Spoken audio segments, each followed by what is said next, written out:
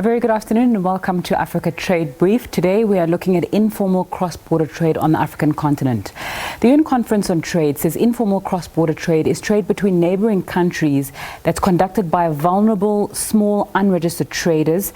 The informality refers to the status of the unregistered trader, not necessarily to the trade itself, which is captured or unrecorded by the official customs system.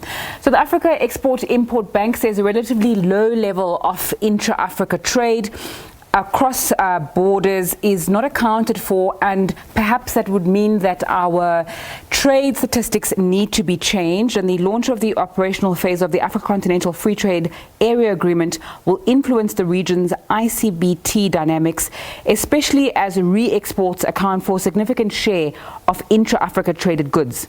So how much does it add to the GDP of sub-Saharan Africa? The IMF says at least 38%.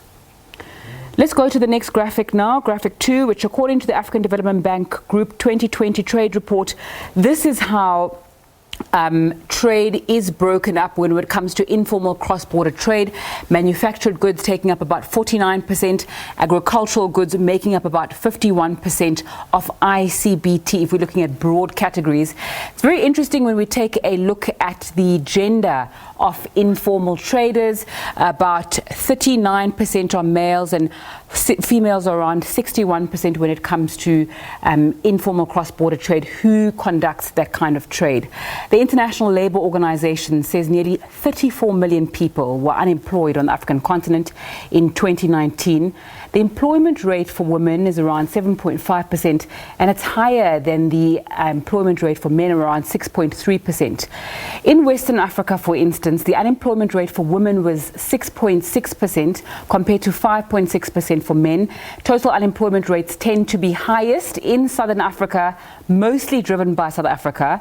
So the share of informal employment and its components in total employment ranges from around 40% in Southern Africa to over 90% in Central, Eastern and Western Africa. Close to 80% of women's total employment being in the informal economy compared to around 68% for men. Moreover, there's an educational gradient within employment, with less educated people more likely to be employed informally, as you can see on that graphic. So the Africa Continental Free Trade Area was implemented to rectify the low level of intra-Africa trade, which some have placed as low as 2%.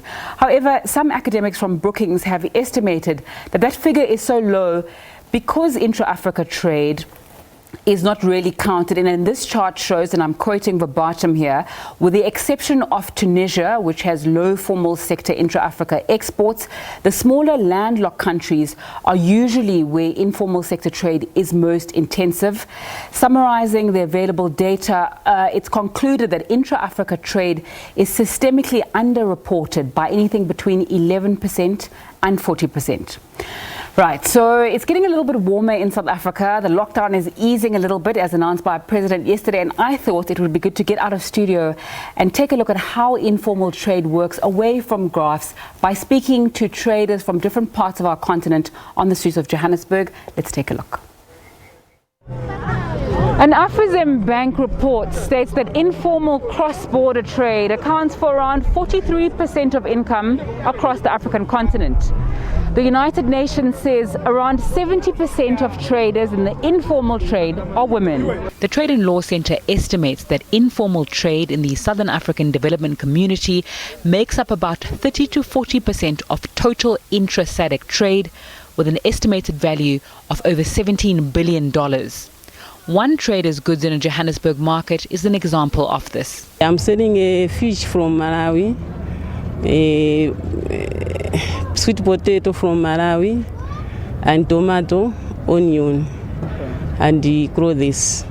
The International Monetary Fund believes that within sub-Saharan Africa, informal employment and the informal sector contribute about 20 to 60% to the national GDP on the continent.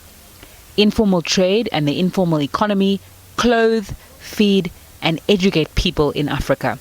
A trader from Mozambique is testament to this. I'm happy because I support my children, going to school, everything. And me, I'm come from Mozambique. because I'm suffering. So I'm doing business, so my business is moving, so no complaint. I'm happy always. The Journal for Open Innovation reports that the informal economy is estimated to be worth $10 trillion, employing about 1.8 billion people globally. Informal cross-border trade in many African economies ravaged by high unemployment is a solution for people to sustain themselves. The Afrexim Bank report also says that ICTB can contribute towards peace and stability by creating and sustaining social and economic ties among border communities. On a much smaller scale, traders in this market have created ties with their customers who often buy food on credit with only trust as surety. We give them my credit. Some of them they pay on month, some of them they pay on a week. The Africa Continental Free Trade Area Agreement is the largest free trade area in the world, measured by the number of countries participating. According to the World Bank, it connects 1.3 billion people across 55 countries with a combined GDP of over $3 trillion. The agreement will reduce tariffs among member countries and cover policy areas such as trade facilitation and services, as well as sanitary standards and technical barriers to trade. For now, though, traders seem to get their goods mostly from China. I sell clothing, t-shirts for men, tops for women, shoes, electronics, depending with what we have for that day to sell. We buy from our suppliers from town. Depends with what you want. If it's new clothing, we buy from China Mall. If it's old ones, we buy from people who supply us from town. I don't know where they carry them, but we just buy at bulk and come to sell for our customers here. And after all the trade is done, it's time for lunch with food and years of experience sourced a little closer to home. 18 years England. I've been selling food here for 18 years and people have been supportive. Nzinga Kunta, SABC News, Johannesburg. Right, let's take a look at how African markets and currencies are performing now.